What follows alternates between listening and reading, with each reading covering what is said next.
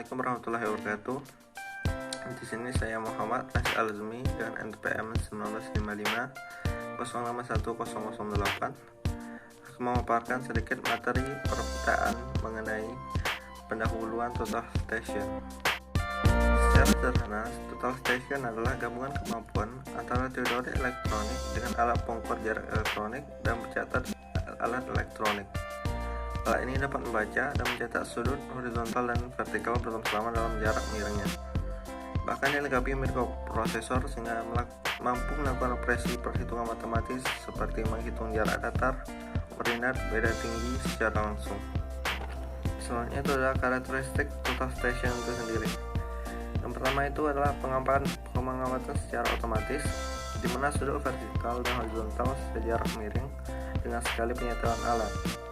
Kedua, dapat melakukan perhitungan secara cepat untuk komponen jarak horizontal dan vertikal, elevasi, dan koordinat titik yang diamati, tampilan hasil pengukuran pada LCD dan penyimpanan data. Baik survei pendahuluan, survei titik kontrol, dan survei pematokan, total station terutama cocok untuk survei topografi, di mana survesor membutuhkan posisi X, Y, dan Z dari jumlah detail yang cukup banyak. Selanjutnya itu adalah tujuan penggunaan total station. Yang pertama itu melakukan pengukuran dan pengumpulan data seperti pengukuran sudut, pengukuran jarak, dan pengumpulan koordinat. Upaya mengurangi kesalahan dari manusia tentunya seperti kesalahan pembacaan dan kesalahan pencatatan data itu sendiri. Selanjutnya itu adalah aksesibilitas ke sistem berbasis komputer dan mempercepat proses dan memberikan kemudahan secara ringkas. Selanjutnya itu adalah bagian-bagian total station sebagai gambar berikut.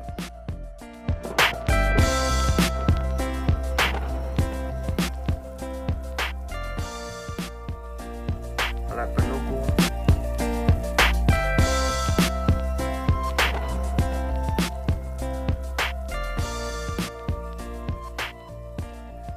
selanjutnya itu adalah kendala atau kekurangan total station itu sendiri, itu di mana adanya ketergantungan terhadap sumber tegangan, keterangan dan kemampuan sumber daya manusia yang ada, dan biaya yang lebih mahal daripada alat konvensional biasa. Sekian dulu yang dapat saya sampaikan, semoga bermanfaat.